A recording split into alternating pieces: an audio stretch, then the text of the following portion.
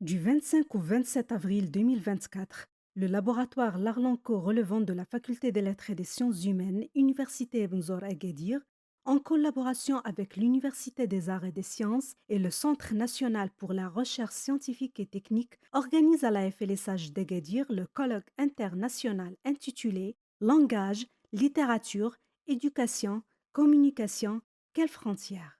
Les allocutions d'ouverture de cet événement culturel et scientifique ont été prononcées par le vice-président de l'Université Mzor, M. Fathallah Ghadi, suivies de l'allocution du doyen de la FLSH d'Agadir, M. Mohamed Naji, et des allocutions du directeur du laboratoire Larlanco, le professeur Moursal Mouahel, et du comité de coordination, les professeurs Emina Radi, Hassan Nasseri et Abdel Fattah Idrissi Nasser.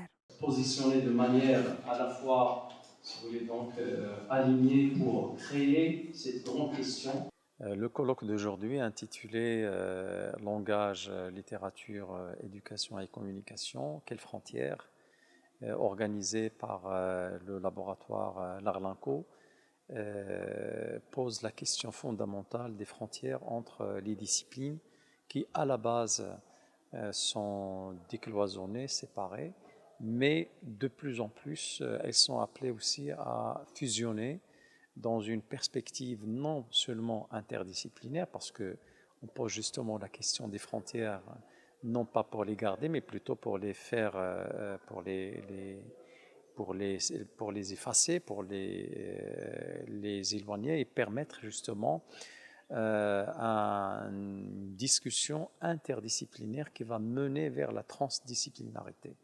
C'est un accompagnement qu'on est en train de faire depuis déjà quelques années dans le cadre des échanges entre collègues et aussi dans le cadre des travaux de recherche à la fois pour les doctorants mais aussi pour les membres du laboratoire. Et on essaie quand même de mobiliser l'ensemble des chercheurs pour avoir une certaine communauté scientifique qui a cette sensibilité. On a justement à notre laboratoire au sein de notre faculté qui travaille sur l'interdisciplinarité.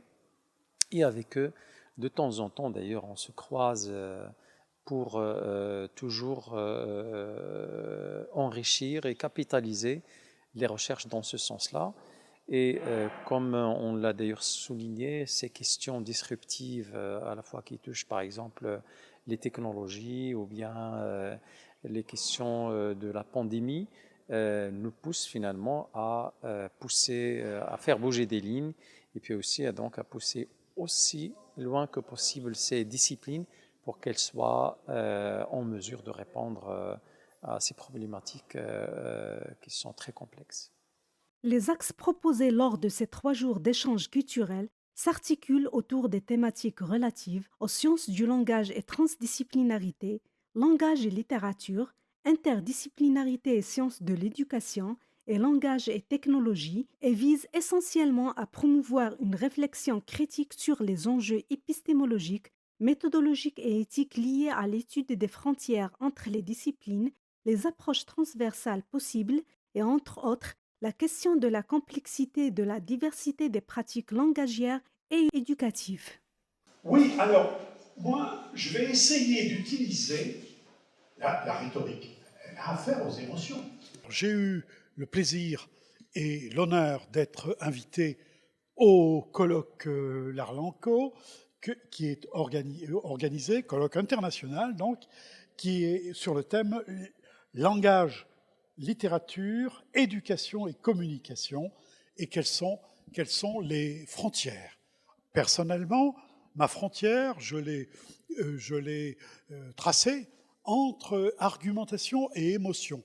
Je l'ai tracée pour mieux la détruire, puisque le but de ma présentation, que je viens de terminer, était précisément de montrer qu'il n'y avait aucune frontière et qu'il était tout à fait normal d'éprouver de grandes émotions en présentant des arguments, et puis que l'émotion elle-même pouvait être justifiée et qu'elle demandait à être justifiée et qu'on pouvait en tirer d'excellentes conclusions. Alors voilà, je suis arrivé ici, j'ai été extrêmement bien reçu et j'admire beaucoup le pays et l'air frais du pays le matin et l'air chaud l'après-midi.